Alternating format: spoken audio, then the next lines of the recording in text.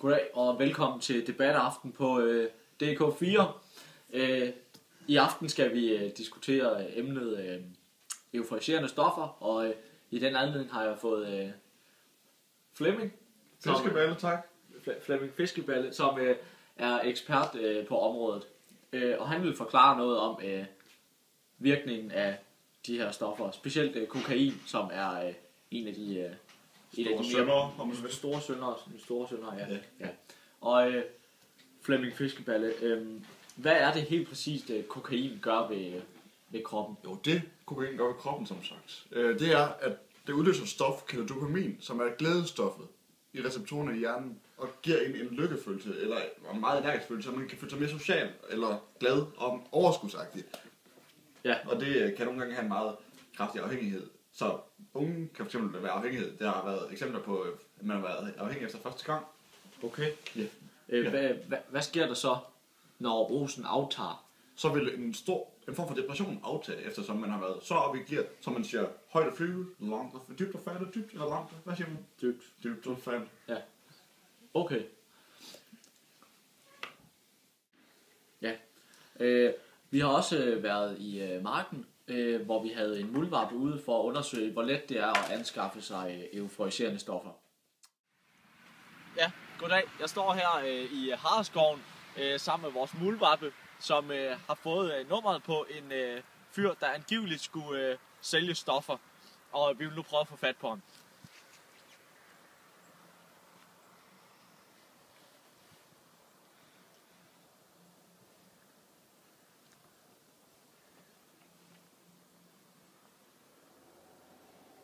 Ja, hej. Jeg tænkte på, kunne jeg køre for en hund? Jo, kender du Hareskoven?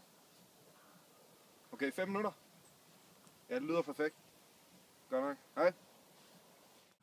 Ja, vores dealer skulle åbenbart være her lige om få sekunder. Det er ham, der kommer der. I dækning.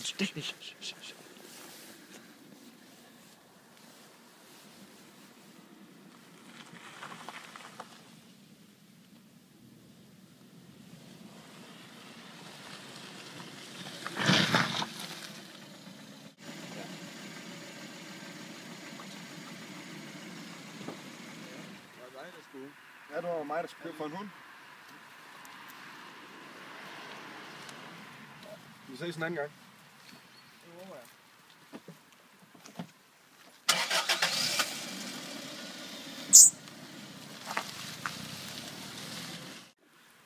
Som vi kan se, er det forholdsvis nemt at anskaffe sig hårde euforiserende stoffer. Det kræver blot de rette kontakter, og 5 minutter senere står du med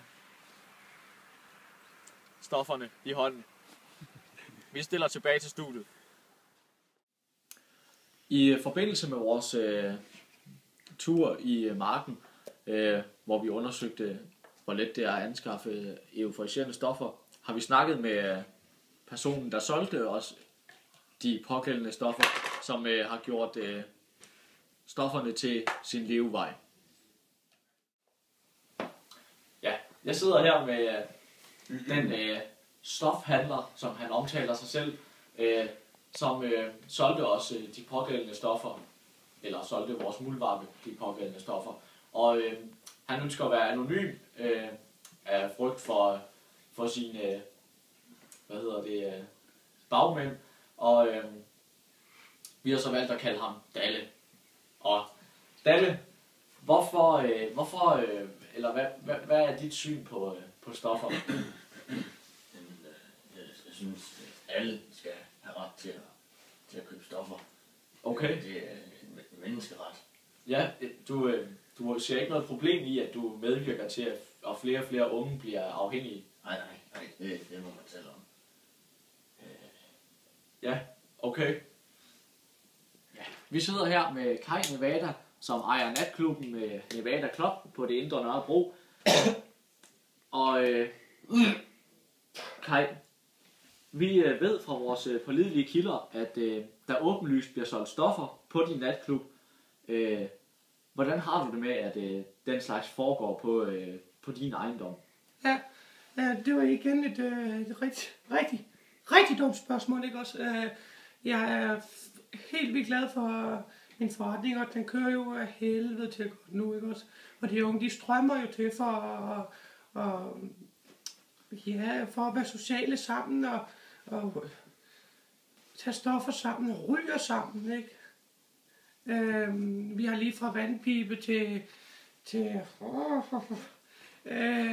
så i forhold til hvordan det har set ud før, så går forretningen skide godt. Det gør den. Det går skide, det går skide godt. Ja, det gør den. Ja. Det gør den. Du mener ikke, der er nogen problemer med politiet? Har jeg haft problemer med det før? Politi? Ja. Overhovedet ikke. De kommer selv og ryger nemlig. Så jamen det er sgu lidt komisk, ikke? Altså, min kone, hun er en morgenfed lige fra dag i dag, ikke? Nå, så, okay. Ja. Man bliver helt rundt også af det. Ja, jamen tak til dig, Kai. Selv tak. Og vi stiller tilbage til studiet. Ja, vi vil så runde af for emnet om euforiserende stoffer i dag. Tak fordi I så med, og husk at kigge med næste torsdag, hvor emnet er høns i bur. Cocaine.